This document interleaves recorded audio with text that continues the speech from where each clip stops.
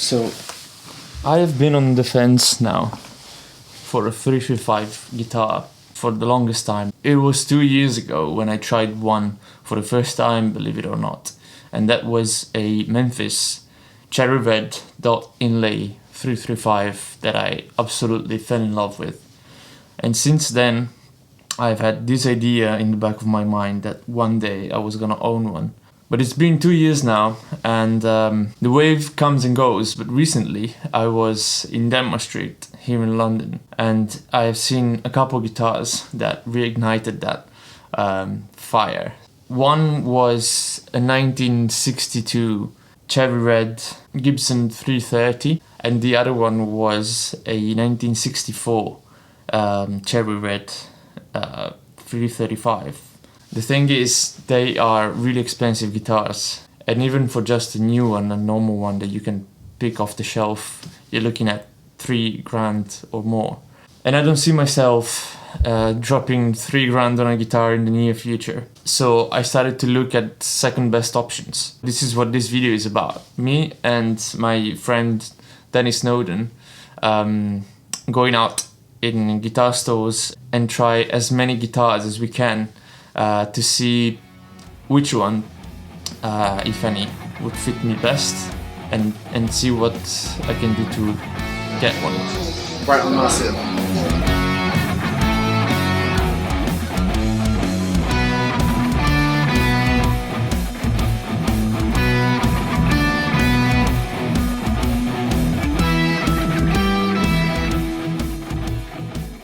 This is the head version of the 1830. I've got that one. Probably going to sell.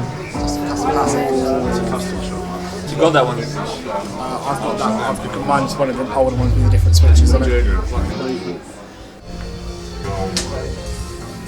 Then he's going to try a Lepi. Quite a nice neck on it. Chunker.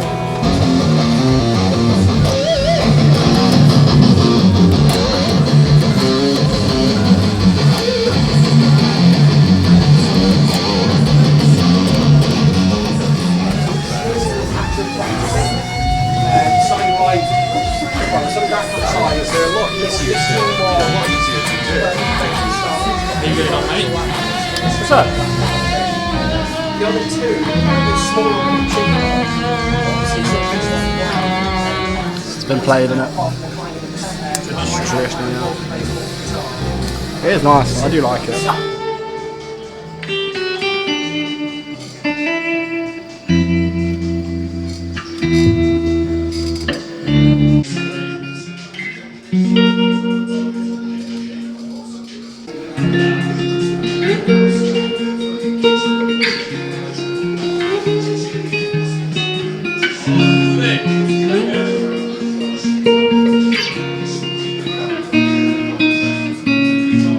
It feels like an old guitar, doesn't it? Weird neck profile. It's kind of like a V, but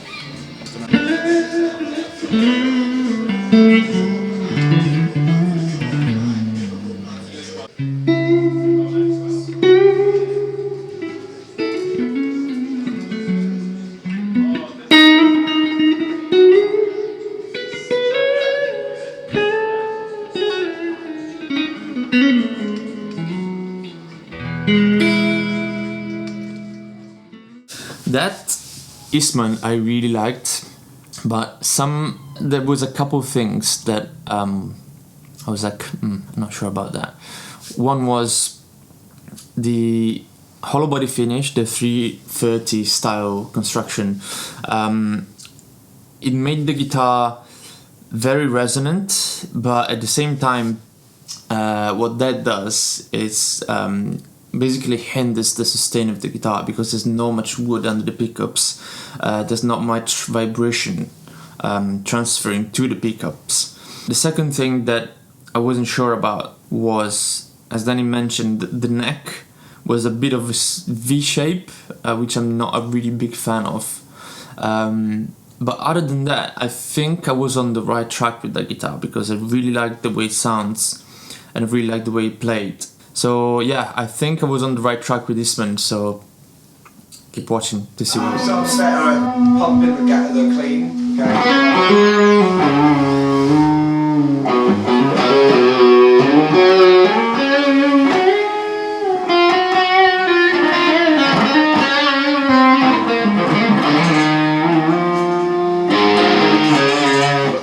this is nice. That's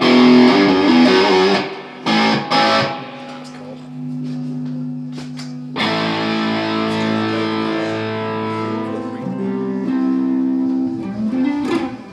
See that sound? Nothing beats the heavy neck pickup, man. That's what I'm saying. No one gets it. Why don't you change it? Literally, it sounds like a Strat, but better. Have you ever listened to Band called Frank Carter and the Rattlesnakes? Yes. That's all a telly neck pickup. Oh, is it? Well, every single song. Yeah. And it's in E flat or drop C sharp. And it just sounds fucking massive. Wow. Yeah, it's I love it.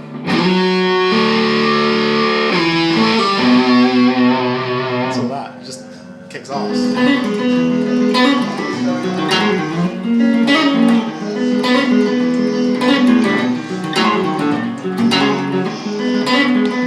So after coming back home from Brighton in the following days, I started looking online at Epiphone guitars. The Epiphone Casino and the Epiphone Riviera. The Casino is different, we've talked about it. It's a hollow body, it's P90's pickups, and the neck is a 16 fret joint or thereabout. But I've started watching videos on YouTube of the Noel Gallagher Riviera signature and the current Riviera models they make, and they seem pretty good. So me and Danny went out again, and this time we actually found a Riviera to try, and that's how it goes.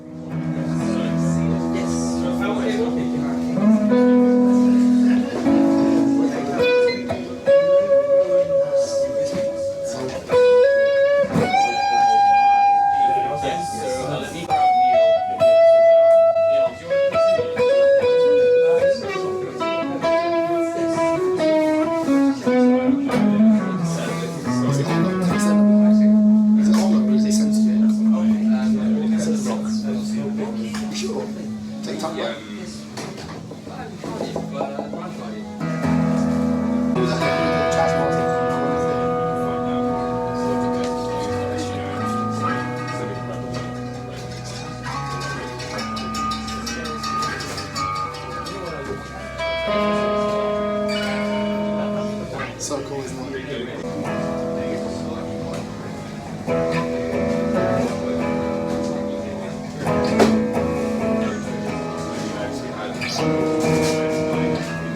That sounds better than any of the Gibsons we played in Brighton.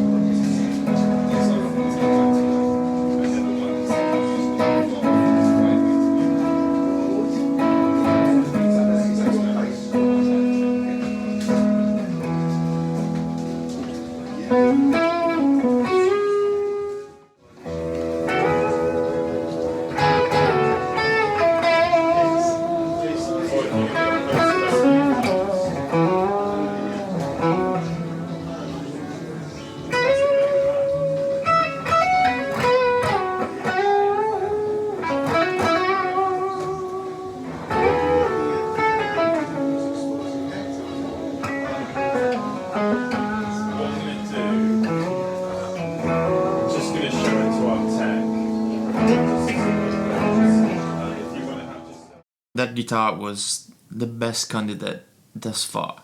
I still had to try a really good Eastman 335 style guitar. It's more money, it's 3 times the money, but it's probably gonna be better, so I didn't go for the Epiphone in the end. But at that same day, we went in another store in Camden Town, and this is what we found.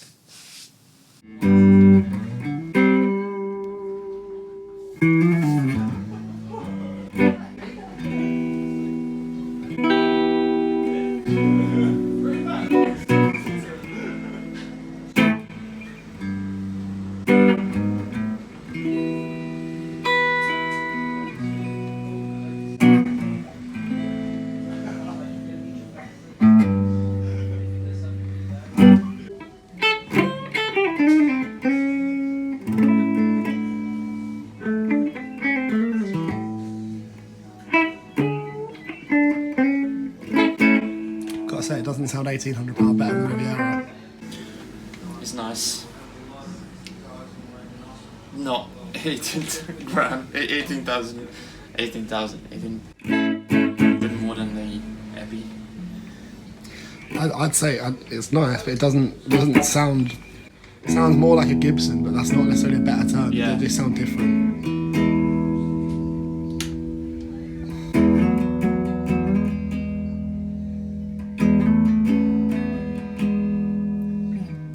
It's almost too dark for that thing, isn't it? It is. Yeah.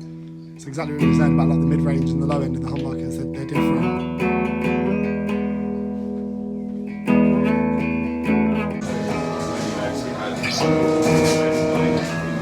That sounds better than any of the Gibsons we've played goodbye. So this is what I learned that day in Camden Town with Danny. First of all, cheap guitars nowadays are far better than they used to be. When I was a kid, or even just a few years ago, that Epiphone was an incredible guitar. It played great, it sounded amazing, and all about it, even though it was like a low mid price range, was great. The second thing I learned is that more expensive doesn't necessarily mean better. I know it's weird, but that 335 wasn't all that great, and I get it. Some are great and some are not. And I think it comes to the fact that especially higher priced guitars involve a lot of hand making in the process. So things can go wrong or can go extremely well, and you can end up having a guitar that is meh and a guitar that is incredible. So always try them and always feel for yourself if you connect with a particular instrument. Even though on paper it's supposedly to be incredible, it doesn't mean that it actually necessarily is. And the third takeaway, I should really try something in the middle ground and see like where it stands in terms of quality. So that was even a further encouragement to go and find an Eastman and see for myself, and I did. Now, I don't have footage of me playing this guitar, but when I tell you that I fell in love with it is an understatement. That guitar, I actually tried two that day. One was this red finish, and one was exactly the same model but in amber finish. And although they're the same, they felt to me different. They're handmade guitars, right? So there's a level of inaccuracy in the process of making them that is very subtle but can make a difference, and you can tend to gravitate towards one particular of the two, and it's totally normal. Man, that guitar was incredible. The finish was insane. You cannot really see much from these clips I took with my phone, but the varnish finish, it felt so soft to the touch, almost like very expensive wrapping paper. The neck carve was great. It felt really good to play, even though it's a 12-inch radius, which I'm at all not used to. My Silver Sky and my Tele, which are my main guitars, both have 7.25 inch radius, so it's the two most far ends of the spectrum in terms of fretboard radius. It bent perfectly. It was a dream to play. The pickups were so nice. Those were Simon Duncan's Antiquities. Man, it was a guitar that I fell in love with on the spot. So I asked the guy if there was anything we could do for the price, because I cannot afford it on the spot. It was like, man, if you can put some on side, we can work something out. So that's what is gonna happen, I think. Not in the near future maybe, but pretty soon you'll probably see that guitar on the channel. Right guys, that's everything for today. As always, subscribe please to the channel. That would massively help me. I'm trying to get to that 1,000 subscribers mark as soon as possible, and trying to make something out of this. If you can help me, that would be massively appreciated. This was my first vlog kind of video, so let me know if you enjoyed it, if you'd like to see more. Me and Danny are always out, and I should say, shout out to Danny. He's an insane guitar player and is a good friend of mine, so find him online, Danny Snowden. I'll put links in the description below. Have a good one, guys. I'll see you soon. Ciao, ciao.